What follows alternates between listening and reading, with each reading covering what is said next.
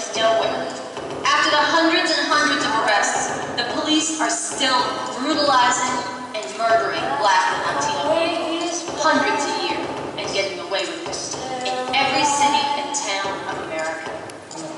Now, whenever you allow them to get away with it, what you're essentially saying is that person then died in that mess. April 14th, a good impact is that we can't continue to sit here and be silent anymore. So we gotta do April 14th. And April 14th has gotta be a day when thousands and thousands of young people, students at colleges, high schools, young people who are out of school, young people who dropped out of school, young people who got pushed out of school, know that that's the day to act, because we have to stop this shit.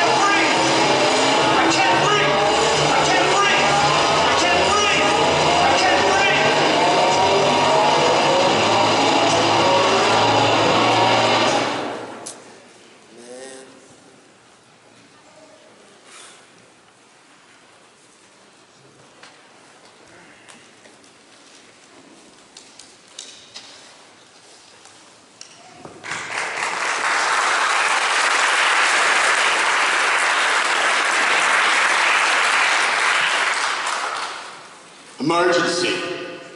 Police are still killing unarmed people in every city and every town. Young and old, black and brown, police are shooting us down.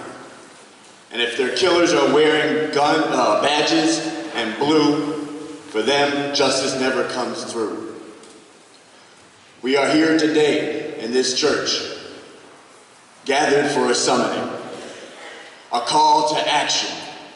We are joined by people all around the country watching on live stream, including right there in Ferguson, Missouri at St. Mark's Church.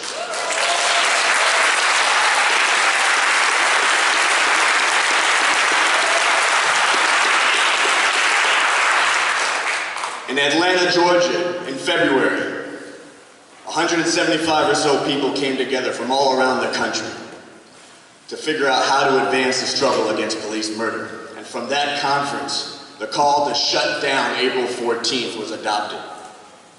And you are here today to be with Cornel West and Carl Dix.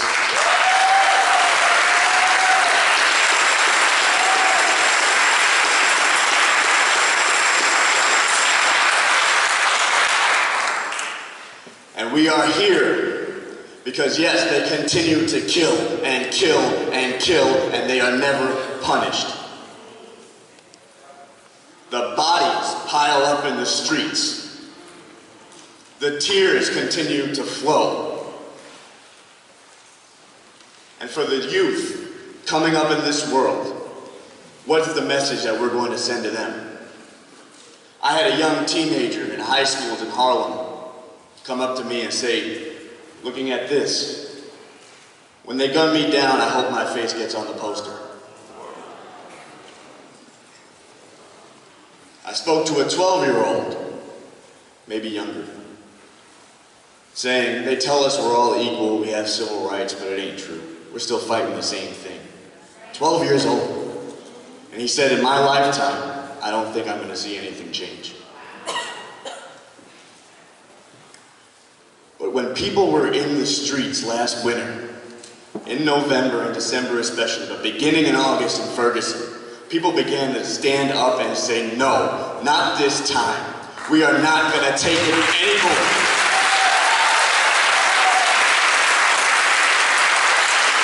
They saw Michael Brown's body in the streets for 4.5 hours and said, we have been trying everything. There is no hope in going along with the way things have been going. There is no hope in business as usual. And in seeing that hopelessness and fighting in the streets, they opened up a door of hope for all of us. People, youth in the streets, who the week before had been talking about how they were going to kill each other, to beat each other out, competing over this and that corner to sell their product, to make some kind of life for themselves in this world that has no future for them, went from that to saying, we're in the streets together. They fucked up when they killed Mike, because we were trying to kill each other, and now we're all hip to this and we're getting together to fight this. There were white people in the streets in Ferguson who said, I thought Mike Brown was a thug when I heard the story. I thought the people in the streets were just, all those black mobs. They always come out whenever someone is killed like this. Then I saw the tanks and the tear gas and the riot squads, and something seemed wrong, so we drove down there in a car. These were white people, and we talked to people, and we found out how deeply this affects everybody, and we realized we were on the wrong side. More changed in the last 8 months than in the last 10 years that I've been part of things. And the answer that the powers that be came out with, we need to stop protesting.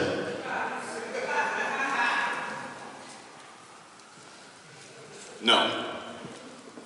The stakes are right in front of you. How long are the bodies going to pile up? But what's also before us is the possibility to actually do something that matters. The moment is now. The time to seize is today. And April 14th is the day to shut it down.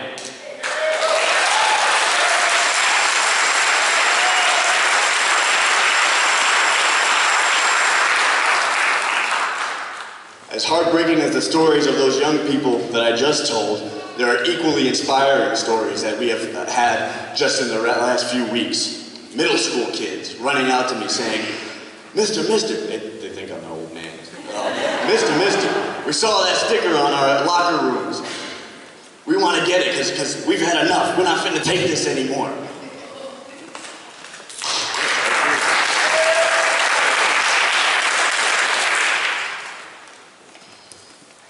People in Columbia University, probably for the first time ever, having to talk to people like Juanita Young, like Joanne, like Reggie, who's all who've had children stolen from them, talking to relatively privileged students in Columbia University about the slow genocide that is going on, the killing that goes on, and moving people and making them have to confront this and the responsibility that they have to act.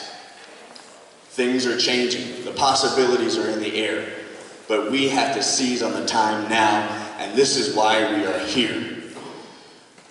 So as we continue, we're going to show some video statements. First, from Alice Walker.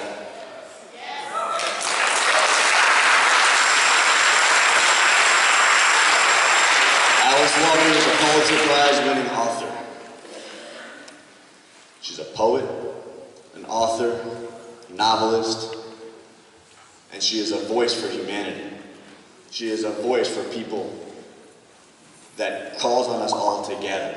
She wrote a poem with that title, Gather, that she dedicated to Carl Dix and to Cornel West. Without further ado, Alice Walker.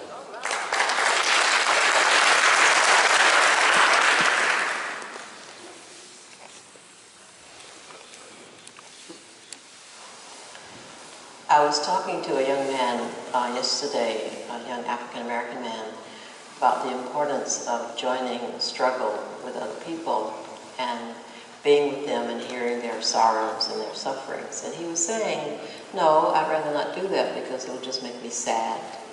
And it made me consider what I think about political activity, which is that political activity is a way to make not so much sadness, of course there will be a lot of sadness, but it's a great way to make community.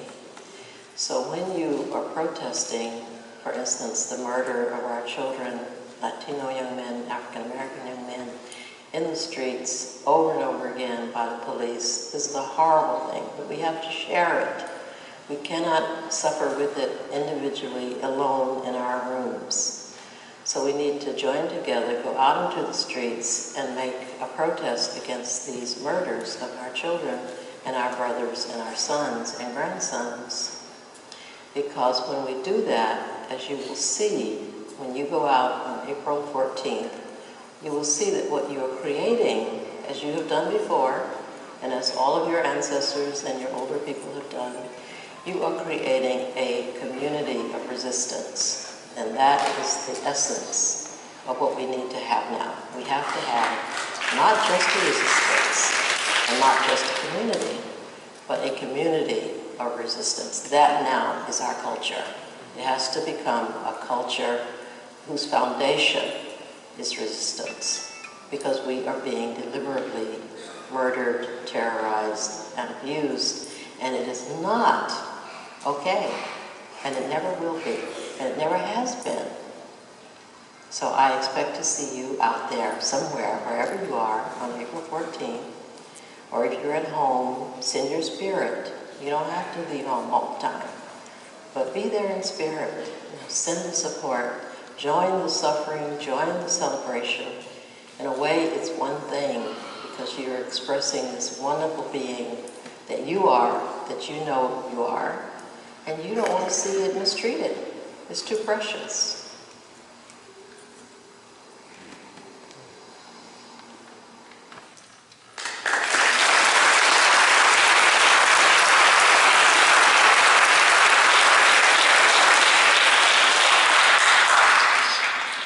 But just real quick, because I forgot to do this, just give you a sense of the flow. We're going to have a couple more videos. We're going to have an honor ceremony honoring the families of people murdered by the police. We're going to have Cornel and Carl. We're going to have a couple more statements that have been sent in to us. And then we're going to have some song and dance led by the Peace Poets.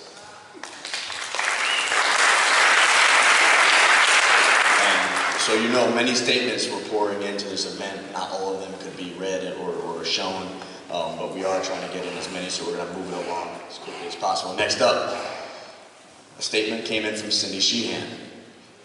Now, especially some younger folks may not know who she is. She was just a woman, typical American woman. But at the time when we were all being told to accept this country's lies and justifications for invading the Middle East over and over again, and being told to just shut up the criticism because of the heroic sacrifice made by our troops, she camped out in front of Bush's ranch and demanded answers for why her son had died in a war based on lies.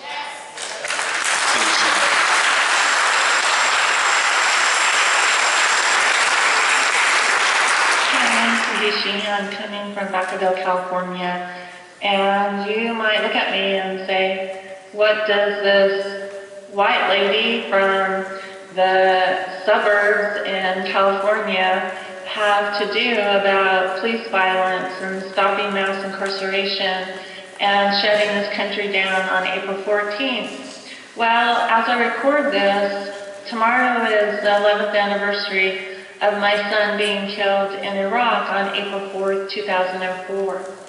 And he didn't join the military because he wanted to go across the seas, across the oceans, and kill brown people. He joined the military because we're a poor working class family, and he couldn't afford to go on to college, couldn't find a fulfilling job with high pay and good benefits, with dignity, and so he was lied to by a recruiter, and he unfortunately joined the military. And so as we see this in our own family, I know that in communities of color, it's even worse. And I know the situation of killer cops running rampant through those communities and not being held accountable for what they have done, just like my son's killers in the Bush regime haven't been held accountable for what they've done to the world. So my son was killed in Martin Luther King Jr. in 1968, and Dr. King said, "The greatest purveyor of violence in the world today is my own government." Well, he was talking about the United States government. I had a hard time calling my government because I didn't vote for any of those people. But what I did hope for when Obama was elected and appointed a black attorney general, that there would be some kind of accountability, that people of color would have hope, that they, for once, their lives would have meaning in the way that they would get justice if they were gunned down in the streets by these thugs, the cops. So I just want to say that my heart goes out to all the parents and the families of the people who have been gunned down in the streets by the killer cops. And your struggle, especially this past year, has been so inspiring to me. And even though we don't see any of these thugs in jail yet, your movement has caused so many good things to happen, but it's also brought awareness that innocent lives matter, black lives matter, brown lives matter, and you've done that. You've put that out there into our normal everyday speech. I've seen people capitulating, thinking maybe the cops aren't always right, and these are people who are usually pro-empire and pro-police state are really starting to think. So thank you for this movement, and I will be joining you in solidarity on April 14th, and let's stop this stuff. Let's get these people held accountable for their crimes. Thank you.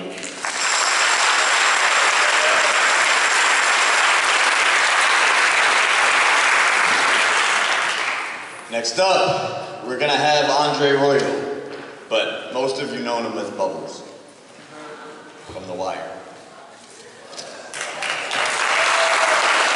How you doing? My name is Andre Royo, and let's be clear, I'm not speaking from any party, I'm not taking a political stance, I'm speaking from the heart.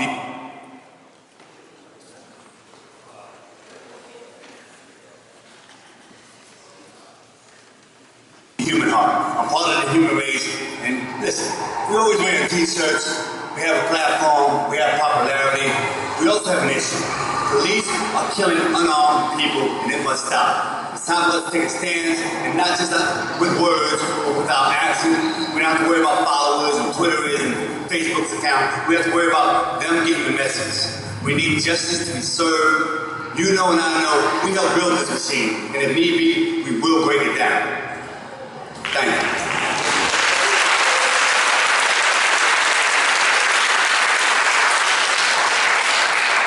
Just before moving on real quick, I just want to make an acknowledgement.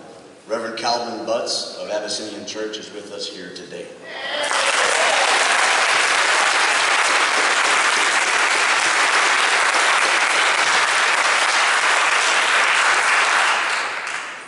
Next up, I'm going to have Adrian come back up here and join me. And Adrian is also a member of the NYC Revolution Club. She's been out there. That's right, make some noise. That's right.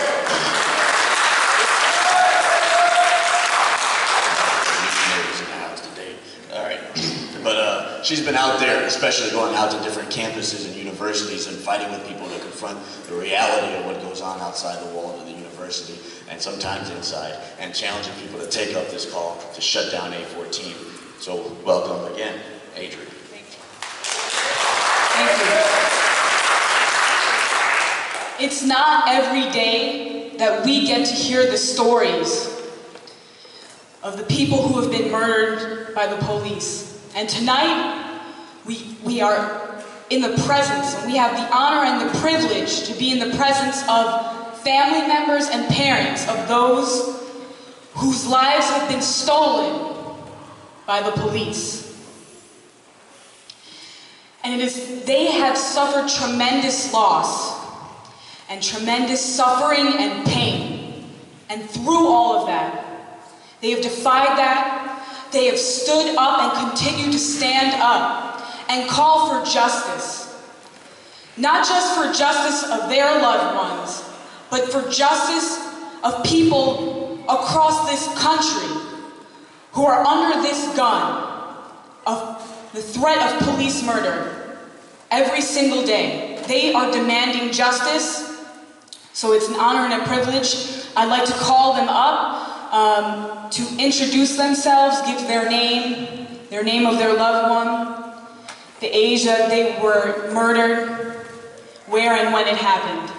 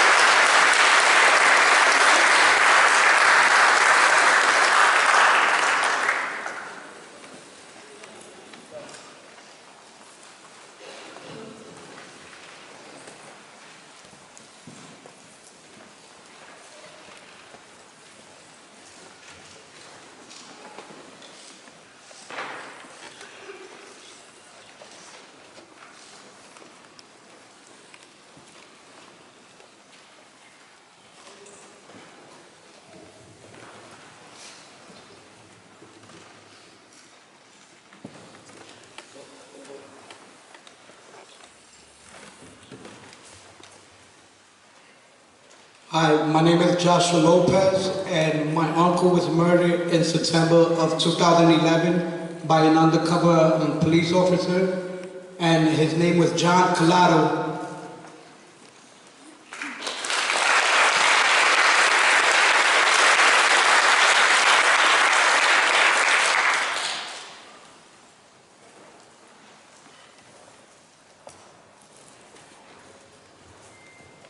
Man, I'm not gonna speak on what you do.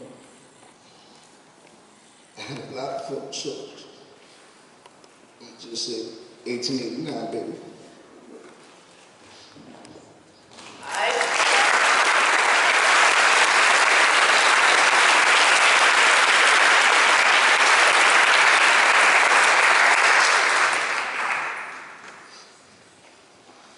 I have the honor to have been asked on behalf of the loved ones of Justin Smith.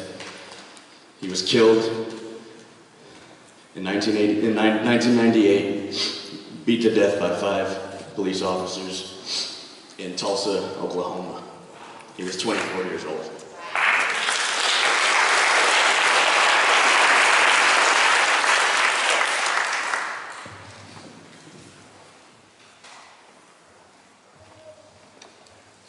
Hi, my name is Hawa Ba. I'm the mother of Mohammed Ba.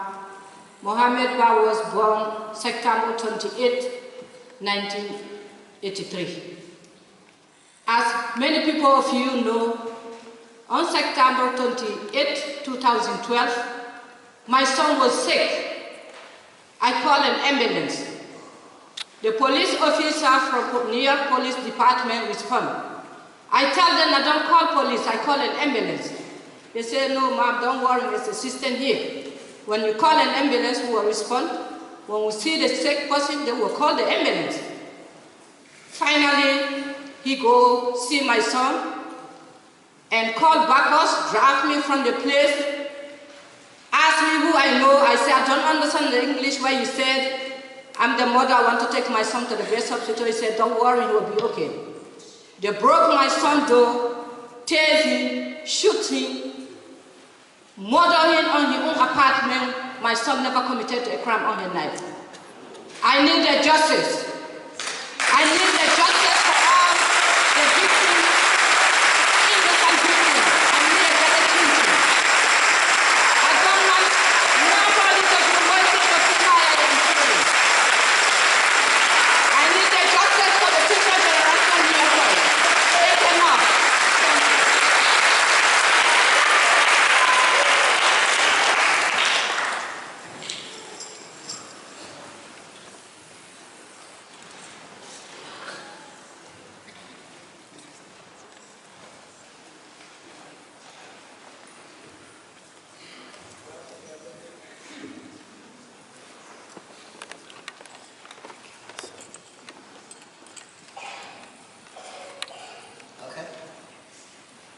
Good evening, everyone. My name is Juanita Young. I'm the mother of Malcolm Ferguson, who was murdered March 1st of 2000 here in the Bronx.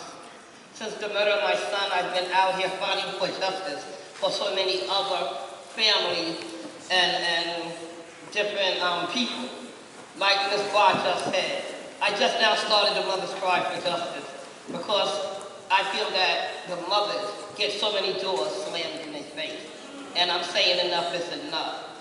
I have not received no justice in 15 years for the murder of my son. Malcolm, the cop, Louis Rivera, who literally blew my son's brains out, admitted to murdering him for no reason. But yet, he said this in civil court when the DA refused to press charges on him for a grand jury. So we took him to civil court, and he admitted he had no reason for shooting Malcolm.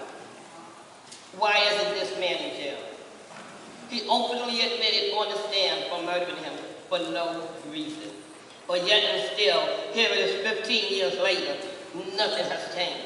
Everything is still, these cops are walking around making us forget about just our children, making the people out here on the streets their targets. When are we going to say we're not your target? When are we going to stand up and say, we had enough? We need to have